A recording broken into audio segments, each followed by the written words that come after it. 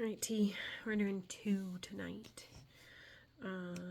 Patrick Henry, page 53, 1736 to 1799.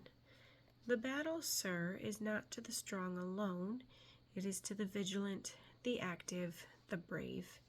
Speech at the Second Virginia Convention at St. John's Church in Richmond, Virginia, March 23, 1775. I am not a Virginian, but an American, Patrick Henry declared at the First Continental Congress. Patrick was among the first people to feel and express this as the American Revolution began. From boyhood, he'd been taught to speak well from his college-educated father and his Anglican pastor uncle. Patrick had several jobs as a young adult, including store clerk, tobacco farmer, and tavern manager, but he found his niche when he became a lawyer. Patrick communicated clearly and persuasively, discussing complex political or legal issues in a way that allowed everyone, not just the highly educated, to understand and participate. He encouraged people to unite and to oppose the Stamp Act. Only the colonies should be able to tax the colonists. Patrick became Virginia's first governor and helped to write the state constitution. He believed in individual and states' rights more than a powerful central government. In fact, after the war, he argued that loyalists' property be returned to them. This passion for states' rights led Patrick to oppose the Constitution because he thought it gave the federal government, too much power. It is largely because of Patrick's protests that James Madison drafted the Bill of Rights. In his later years, Patrick was offered positions in the Supreme Court as Secretary of State and Attorney General, but he declined them. He preferred to spend his later years with his family. The following excerpt is from Stories of Great Americans for Young Americans by Elbridge Streeter Brooks and Thomas Shepard Meek, chapter Patrick Henry, the Poor Boy Who Became a Lawyer, and the Famous Orator of the Revolution. Every boy and girl loves to hear a great speaker, and almost everyone has heard of the wonderful orator who stirred up the people and made them resist the tyrant King of England, who made our forefathers pay unjust taxes and kept us from being a free and independent people. His name was Patrick Henry.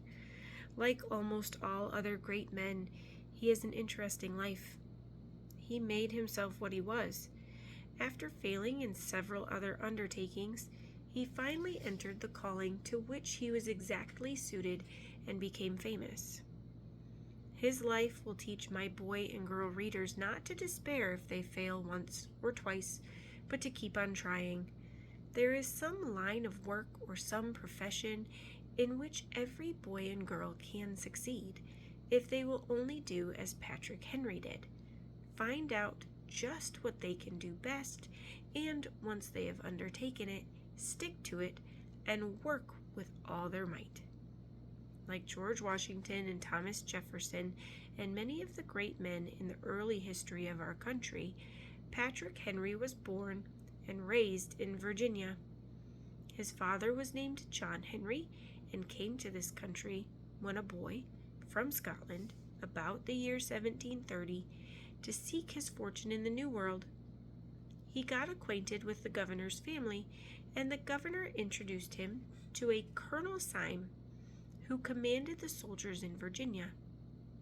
John Henry became a great friend of Colonel Syme and his wife.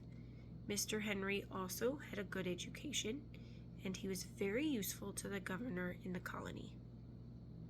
After a while, he wrote back to his brother Patrick in Scotland, who was a minister of the Church of England, and invited him to come to this country. Soon the Reverend Patrick Henry arrived. He was a smart man and quite an orator, and was made the preacher of St. Paul's Parish in Hanover, Virginia. It was for this good man that Patrick Henry, our great orator, was afterwards named. Colonel Syme, who commanded the Virginia soldiers, died, and his good friend John Henry was made colonel in his stead. After a little while, he married Mrs. Syme, the widow of his former friend, and they had 2 sons. The older one they named William, after the brother of Mrs. Henry, and the younger boy was named Patrick, after his father's brother, whom we have just told you about. The 2 boys, William and Patrick, grew up together, and until Patrick was 10 years old, he and his brother William went to school in the neighborhood, where they learned to read and write and studied arithmetic. About this time, their father opened a grammar school in his own house, and the boys attended this school, where they studied Latin and also a little Greek. Patrick was, however, more fond of arithmetic and algebra and geometry. In fact, he disliked to study anything else, and if we must tell you the plain truth, he was very lazy about studying anything and got out of all the lessons he could without telling stories or being dishonorable. Like George Washington, he always told the truth, and is said never to have done a dishonorable thing in his life. But when it came to play, Patrick was different. He loved to play ball, to go swimming, and to go hunting. So fond was he of the woods that sometimes, when the school hour arrived, Patrick was far away in the forest with his gun and his dog, or along the banks of the brook with his angle rod, though it is said he seldom brought home any fish.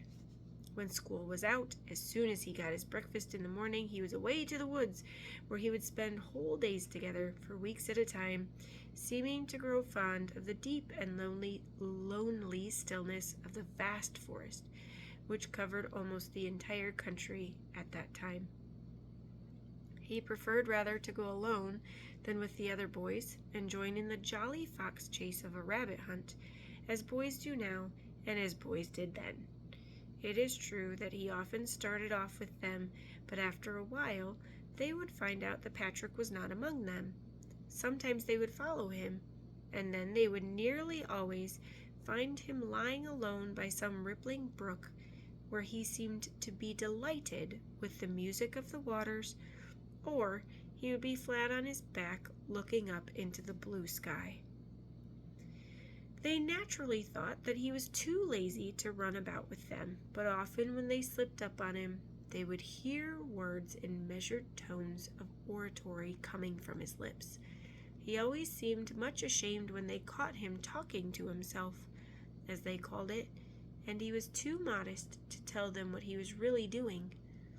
It was found out in later life that he was thinking of the beauties of nature, studying about the strange things in the woods and the streams and the sky, and making to himself pretty speeches about them or about people. Thus we see in early life how his mind was inclined and how he was naturally training himself. There were at that time a great many deer in Virginia, and it was sport to hunt them with dogs. One part of the men and boys who went out to hunt would go on what they called the drive. That is, they would take the dogs and go into a part of the forest and march straight through. If the dogs jumped a deer, it would run off in the other direction. The hunters followed, the dogs barking, and the men hallooing with all their might. And the poor frightened deer would speed away in the other direction as fast as its nimble legs would carry it. The other part of the men were called the standers. They would go a mile or two ahead of where they expected to start the deer, and stand in the little forest paths along which the animals passed to and fro in the forest. When the frightened deer came bounding along the pathway, the standers would shoot it down. When the deer was killed, the lucky hunter would blow his horn with all his might, and all the hunters would come together, and they would have a great jubilee. They had a fashion when a young man first killed a deer, to take the blood of the animal and literally smear him all over with it. And it is said that Patrick, although he was a constant hunter, was a good deal larger and older was a good deal larger and older boy when he got his first smearing than a majority of his companions in the neighborhood. Patrick Henry was very fond of deer hunting, but he never went on the drive.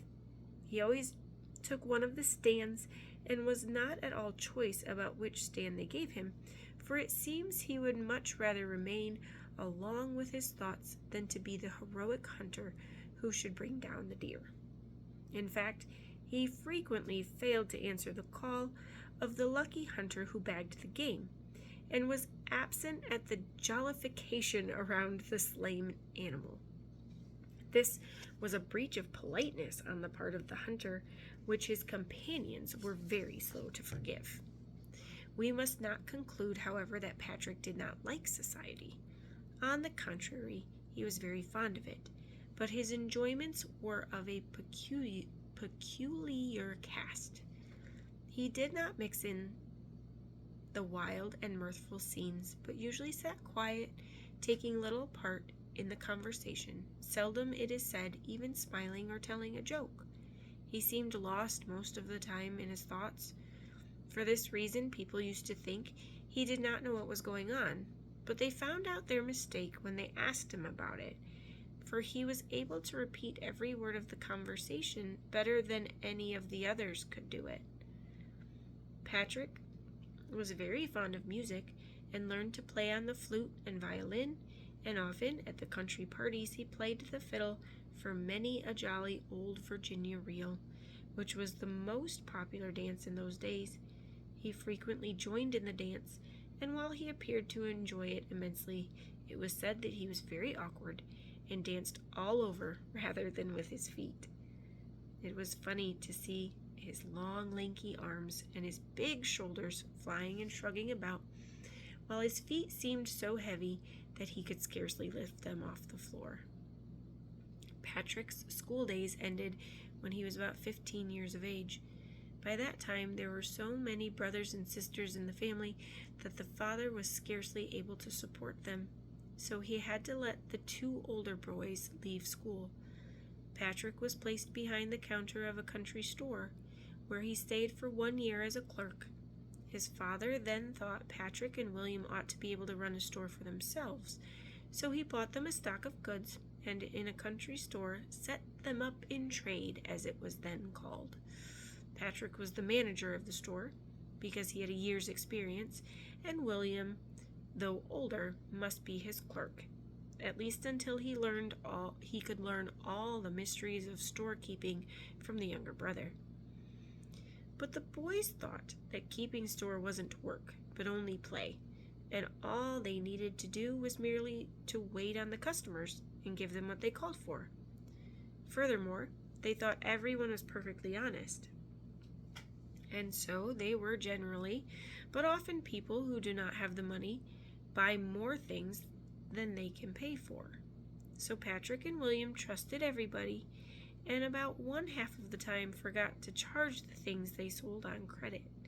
And at the end of the year, when their father came to see how much money they had made, lo, he was surprised to behold that they had sold almost everything in their store, and that they had very little money, and what they had charged up to the neighbors, if all collected, would not leave 1/2 so much as he had started the boys in business with at the beginning. Thus Patrick Henry and his brothers had proved great failures as merchants, and they had to hunt work with the farmers or get to be clerks in other stores where they would have nothing to do with the management. But while the money had been wasted, Patrick's time had not been wasted. His store was one of the most popular places in the neighborhood. People used to go there to talk and gossip with the Henry boys, as they called them. No other place was so entertaining, or such a jolly good place to go. Every Saturday afternoon, and almost every night, found quite a throng of men and boys seated before the store door in the summertime, or on goods boxes around the stove in the winter.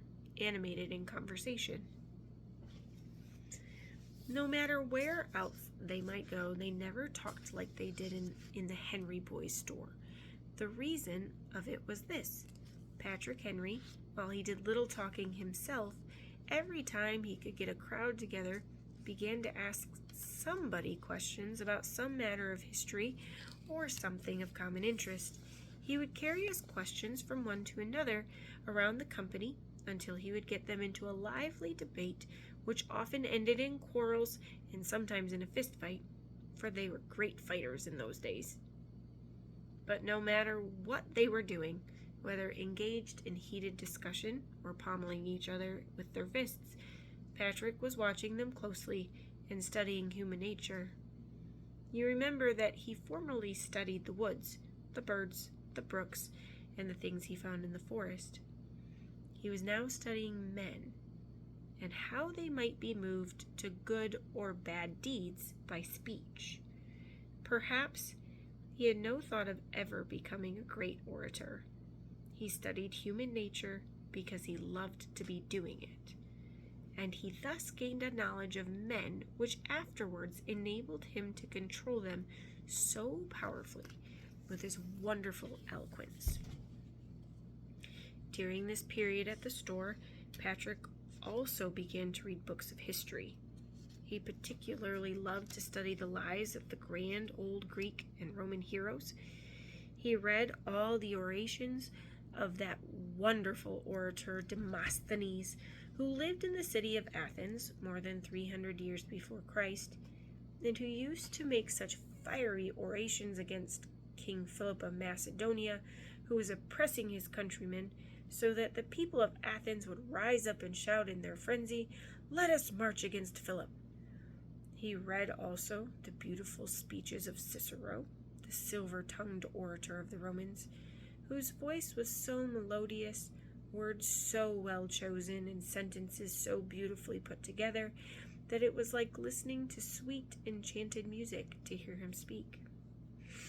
Frequently, when customers came into the store, they heard Patrick in the back room repeating some of these master orations, and they used to pause in the doorway before asking for the goods they wanted, and listen for a few moments to the beautiful expression he gave them.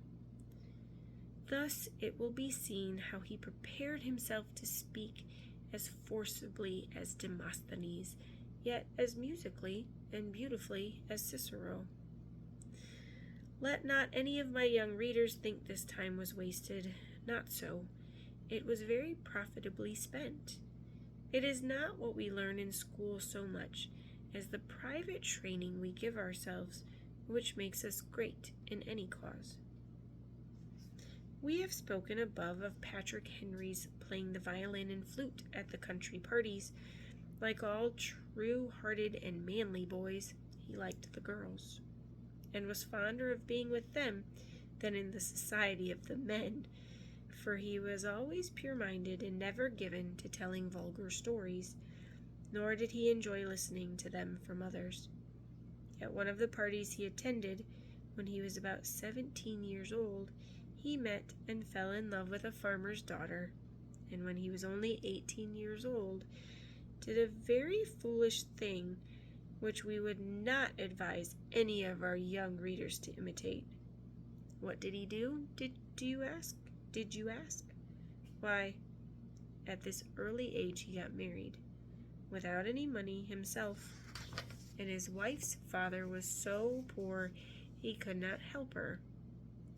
What do you think of an 18-year-old boy with a wife?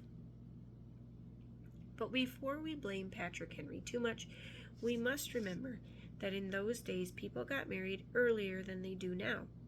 In the South, many of the young men marry at the age of 18 or 19 years, and the girls from 15 to 17.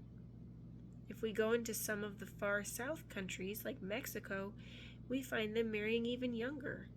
So, while Patrick Henry was, as we think, a very young groom, he was not in that day entirely out of fashion. One day after the wedding, Mr. John Henry and Mr. Shelton, that was the name of Patrick's wife's father, met, and between them gave the young people enough land to make them a small farm.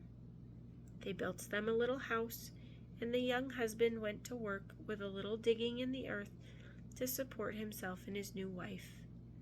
Their little cottage consisted of 2 rooms, one in which they cooked and ate, and the other was their sleeping room, their sitting room, their parlor, and their spare room, so that when any of their friends came to see them and stayed all night, as they frequently did, Patrick and his wife gave up the bed to the visitors and made for themselves a pallet in the corner. This, you must remember, was not as poor a home as Abraham Lincoln had when he was a boy, but a poorer one than he had when he started his married life. Many a day you might have seen Patrick, then a young husband, not yet 19 years of age, plowing among the stumps in his new ground, as he called it, cleared up in front of his cabin, with his happy girl wife busy inside the house or feeding the chickens about the door. It was too bad that the first year the crop on Patrick's farm was a failure. He did not make enough to keep them alive and in the poorest kind of clothes. He proved himself to be as poor a farmer as he had been a merchant, for at the end of the year he came out in debt. He and his wife talked the matter over, and it was decided that they should get out of debt by selling their little farm and all they had, and he should take the remainder of the money and go again into business as a merchant. He no doubt flattered himself that he would be able to profit by his past experience and make a success. The farm was sold, and the store was opened. His old friends came back. He had no trouble to get customers, but he was too good-hearted to press anybody for money. And he occupied so much time in playing his violin and flute for the pleasures of those who came to his store to buy, and got up so many debates, and his customers had such a good time generally, that at the end of 2 years he was worse off than before, and had to give up his store. Thus, before he was more than 23 years of age, he had failed twice as a merchant, once as a farmer, and altogether in everything else he had attempted to do except to make people like him, and to learn more about human nature and the way to control and influence men. In this, he was wiser than anyone else about him. The little store being given up, he did such various jobs of work as he could get, and thus earned a poor support for his family. He had by this time also become a great reader. During his idle hours, he studied geography and history, learned all about the different countries, their rulers, and their manners and customs. He was said by everybody to be the best read man in the community. Often he had to go hungry or eat the very poorest and coarsest of food, but he was always cheerful and never despondent. "No use of crossing the bridge before we get to it," he used to say to his wife. "There's a good time coming by and by," was another of his favorite expressions, though there was little prospect of that at this time, for any good times for Patrick Henry or his family. But it did come, as we shall see, and one of the best lessons which young people can learn from his life is that of cheerfulness and hopefulness. He was also always truthful and rigidly honest, as we have said before. He was also a man of very firm character.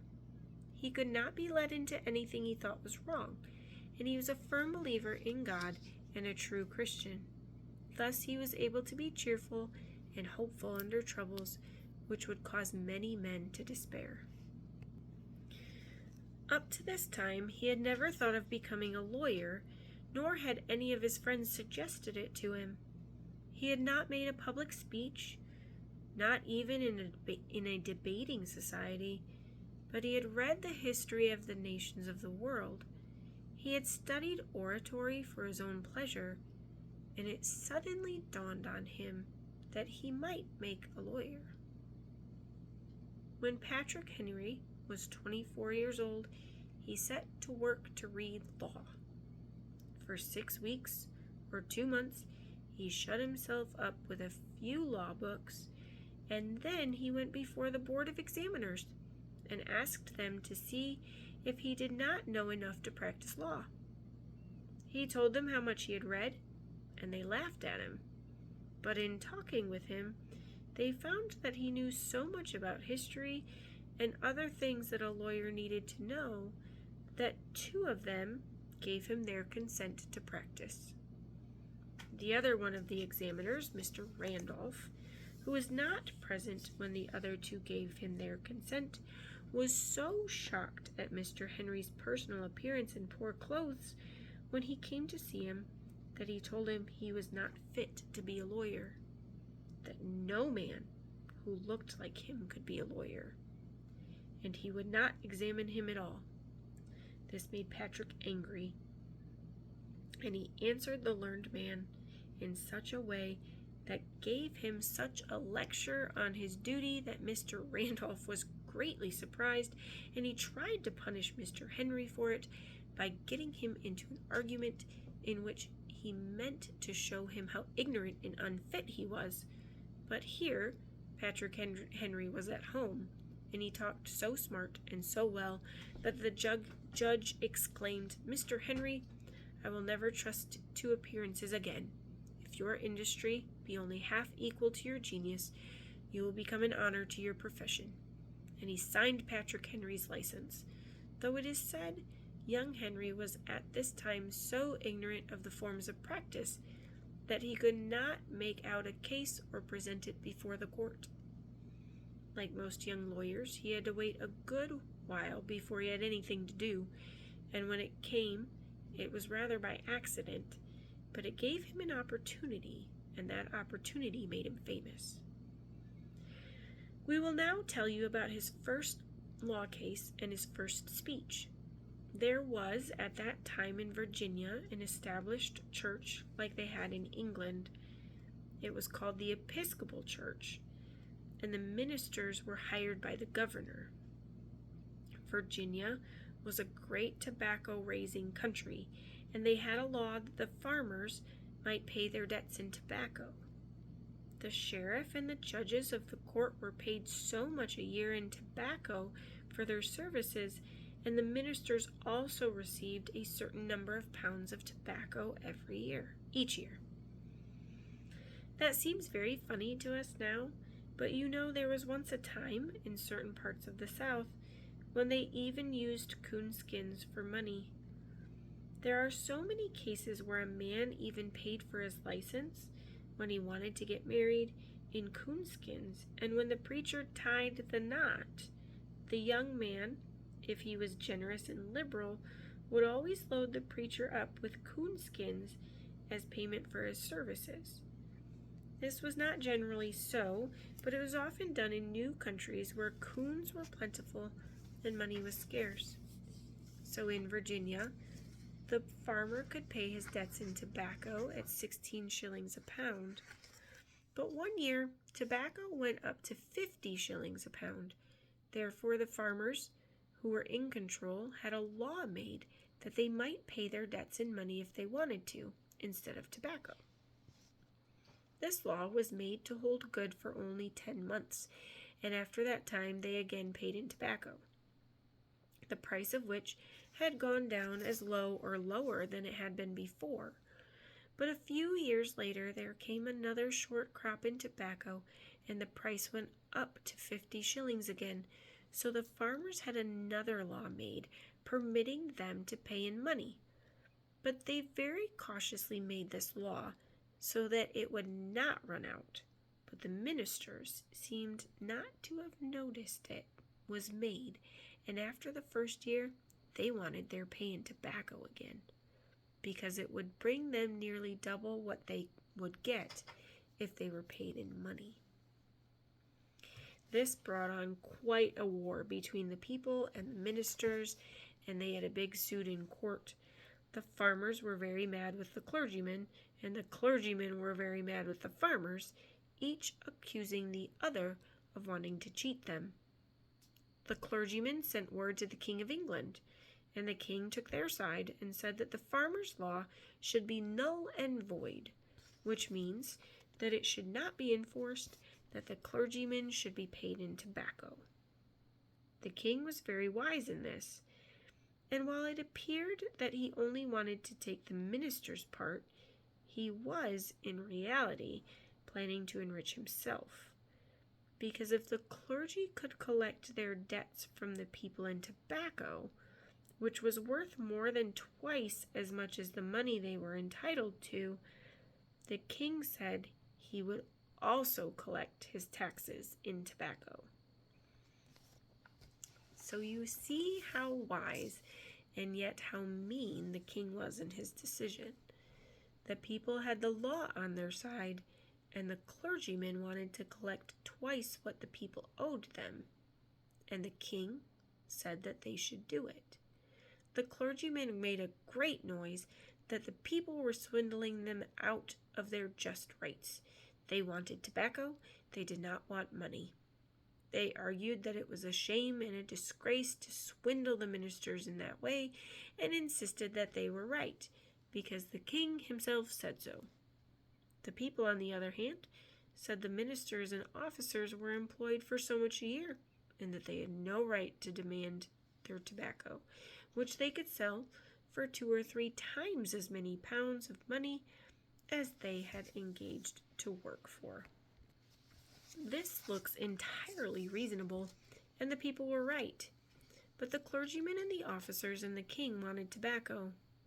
You would think that it would have been better if the sheriff and the king and the judges had brought suit against the people to collect their claims in tobacco. But you will see how cunning they were in having the ministers do it instead of doing it themselves. All the people loved the ministers, and they would sympathize with their cause, perhaps, when they would not sympathize with the officers. Therefore, it was decided that the ministers should bring suit, and if they could make the people pay them in tobacco, then they would have to pay the officers and the king also in tobacco. A lawyer by the name of Lewis was to plead the cause of the people, and a Mr. Lyons was to plead the cause of the clergymen. But when the king decided that the clergymen were right and the people were wrong, and that the law should not be obeyed, Mr. Lewis, the people's lawyer, told them they could not gain their cause against the king, and so he gave it up.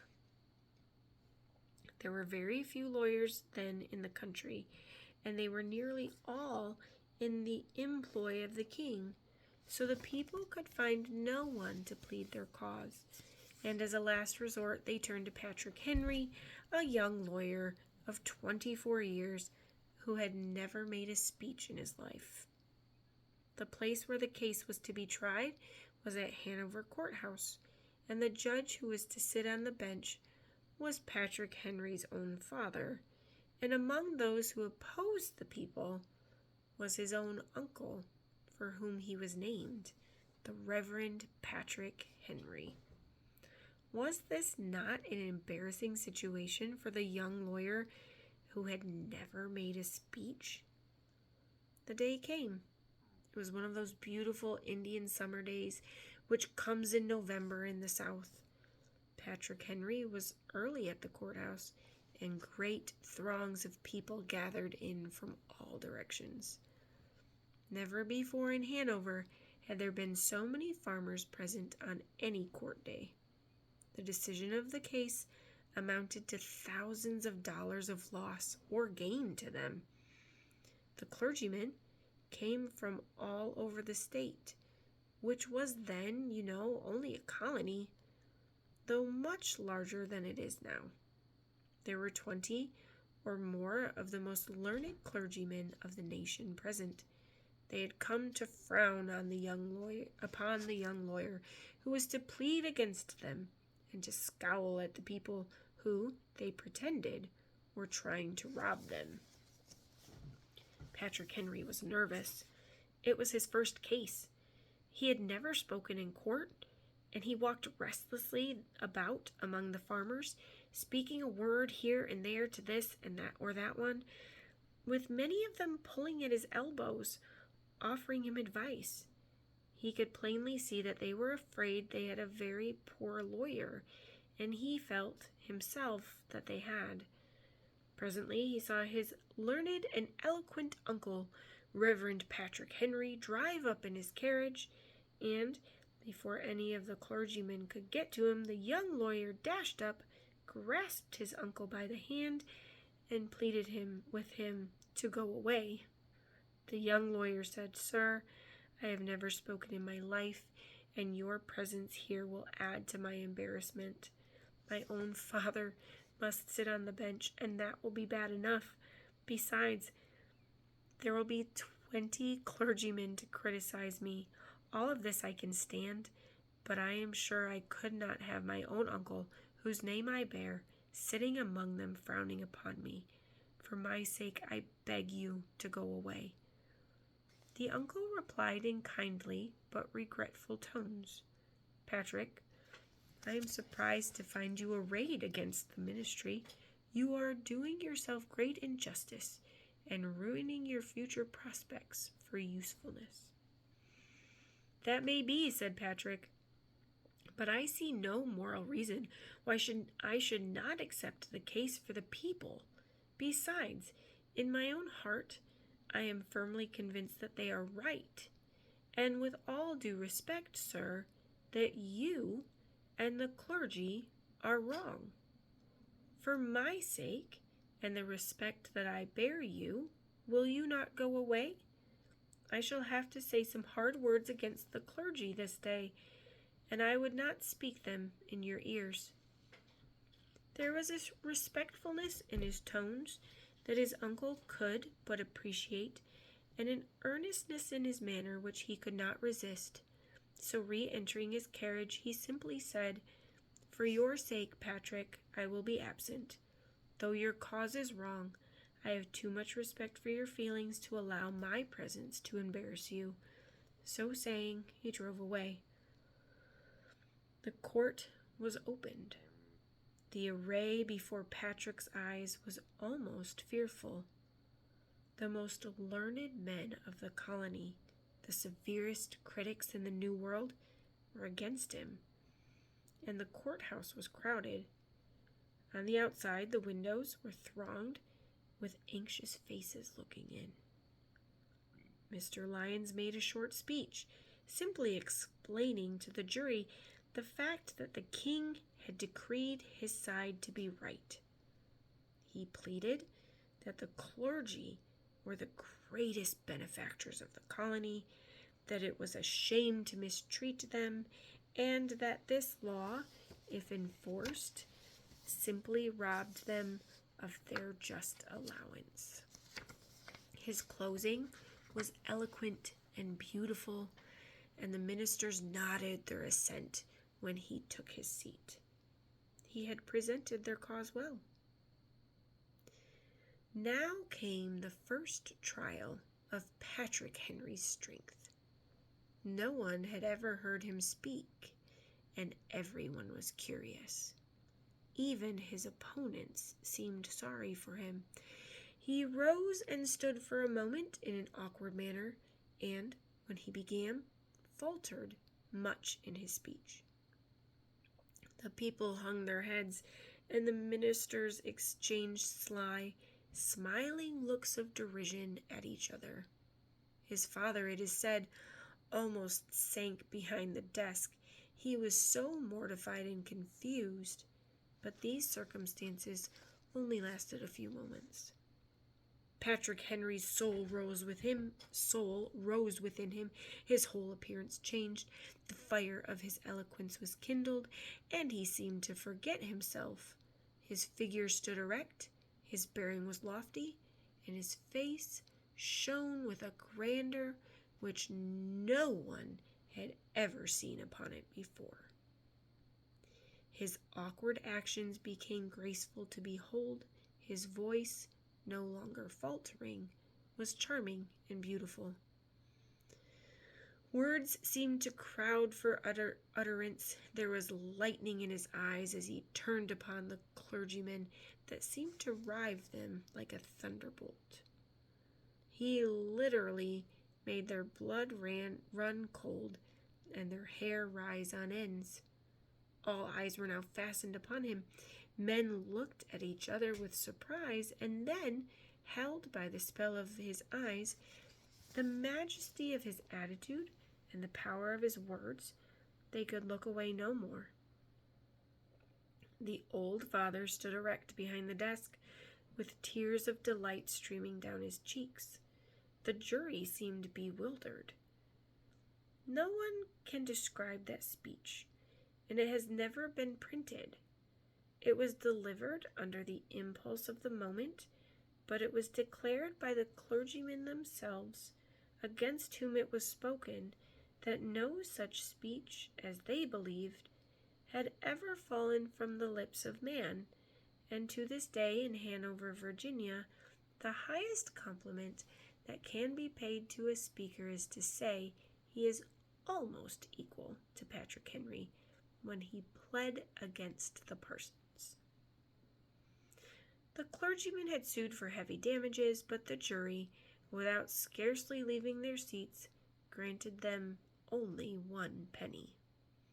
Mr. Lyons made a motion for a new trial. That is, he tried to get his case tried over, but the court refused to give them a new hearing. Was ever such a victory won by a new lawyer? It was the first speech Patrick Henry ever made, and it was undoubtedly one of the greatest speeches ever delivered in the world before a court. At its close, the people, who had hung their heads in shame at the beginning, rushed into the courthouse, seized the young lawyer in spite of the sheriff's cry for order, hoisted him on their shoulders, carried him out of the house and over the town, with a wild multitude following and screaming his praises at the top of their lungs. Patrick Henry had at last found the calling for which he was intended and to which he was suited. From this time forward he was the greatest lawyer, not only in Hanover Courthouse, but of all Virginia. He had all the cases he could attend to and made plenty of money to support his family, who had for many years been struggling with poverty. He lived for nearly 40 years after this memorable day at Hanover Courthouse. His life was full of honor and usefulness to his country, and he has made several other speeches, parts of which almost every schoolboy has at one time or another used as a declamation. And now that we have told you of the hardships and troubles of Patrick Henry's early life, let us tell you of the great things he did in the service of his country. In January 1765, the famous Stamp Act was passed by the British Parliament. The colonists were to be oppressed, and no one dared to openly rebel against it. In May, Patrick Henry was elected to the House of Burgesses. That is what the Virginia legislature was called in those days. And he pledged himself to his people to do all he could to oppose it. There were many learned and eloquent speakers in the House, and he was not expected to take the lead. The fine gentlemen in the assembly, who lived in fine old Virginia mansions and wore fine clothes, made fun of Patrick's country way of talking, his homespun clothes, and his awkward manners. But when he spoke, they could not help admiring his wonderful command of language and his power over men. His first speech was against rich men who wanted to lend the colonies money to themselves and their friends.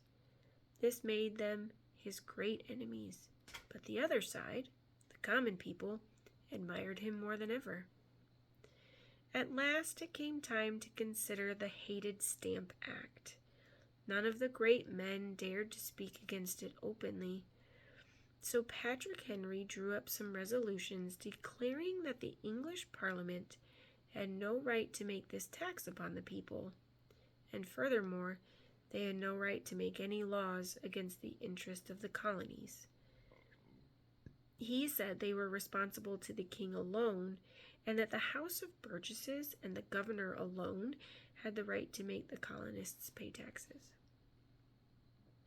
After the reading of his resolutions, Patrick Henry was assailed with a storm of words and much ridicule by those who favored or were afraid of England. There were hot speeches from several gentlemen, and a less heroic spirit than Henry's would have said not a word more. No one thought the resolutions would pass. At length, when the storm had subsided, Patrick Henry arose to speak. His face was deathly pale, his thin lips quivered, but his eyes had a look of awful determination in them. Stretching his long arms at full length toward the president, called the speaker, he began and delivered the greatest speech perhaps ever heard in America. The walls rang with the mighty force of his words, and everyone was overpowered with his wonderful eloquence, as they had been in the famous Parson case. They shouted treason at him, but he could not be frightened, but all the time grew bolder and more eloquent.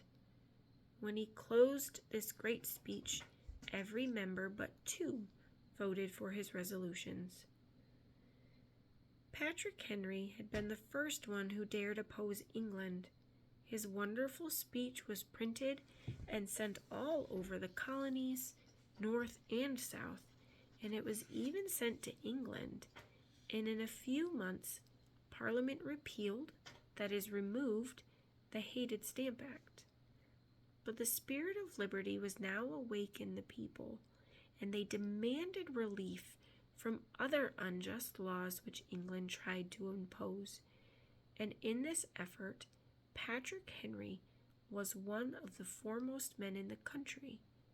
He was greater than all other men in Virginia, and he, with Thomas Jefferson and Richard Henry Lee, kept telling the people they ought to be free.